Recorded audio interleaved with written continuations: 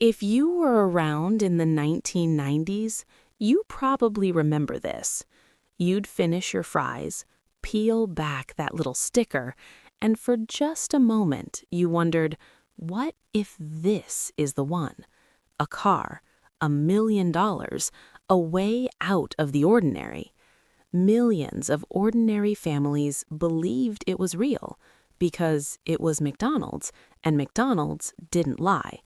But here's the question no one was asking at the time.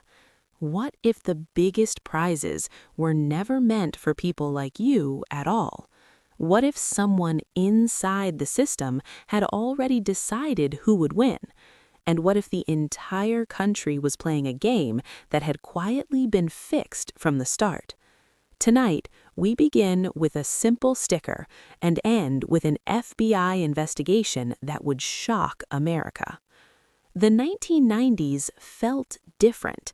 The economy was steady, trust in major brands was strong, and fast food wasn't just fast food.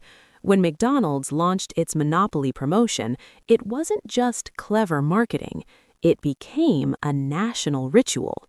You peeled game pieces off soda cups, off fry containers, off burger boxes. Families saved them in kitchen drawers.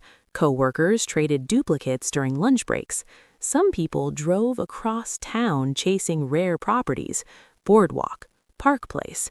You didn't need to be reckless. You didn't need to gamble. You just needed lunch. And every commercial asked the same simple question. Could you be the next millionaire? And most people believed, yes, maybe. Because back then, trust in institutions still meant something, and McDonald's, they were the gold standard. But while the public was playing the game, someone else was studying it, quietly. Year after year, the million-dollar prizes were claimed, press conferences were held, big checks were handed out, smiling winners stood beside balloons and cameras.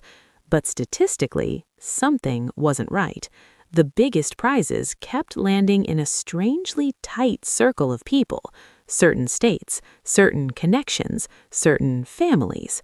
On paper, it looked random, but to someone trained to look for patterns, it looked almost impossible. At first, no one connected the dots until one anonymous phone call changed everything, and the person who made that call knew one thing for certain. The game wasn't just flawed, it was controlled. We'll come back to that phone call in a moment. Late 1990s, an FBI office receives a tip, not a dramatic one, not a movie-style confession, just a quiet claim.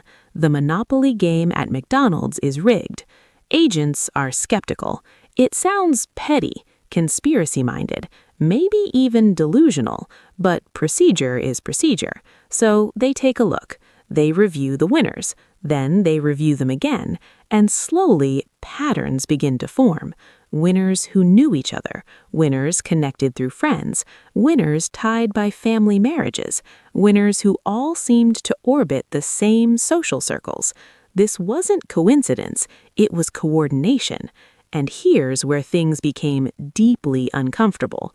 The only way to control million-dollar game pieces is to have access before they're distributed, meaning whoever was behind this wasn't some teenager peeling stickers, it was someone inside the security chain, someone trusted, someone who handled the most valuable pieces in the country. And that realization shifted the investigation from prank call to federal fraud. The FBI traced the chain of custody. The high-value monopoly pieces weren't handled by McDonald's directly. They were overseen by a separate security company. Only a handful of people had access, background checked, cleared, trusted, and one name kept appearing in reports: Jerome Jacobson, a former police officer, a man hired specifically to protect the integrity of the game. He wasn't flashy, he wasn't famous, but he stood at the exact point where the million-dollar pieces entered circulation. And if the system had been compromised, it would have passed through him.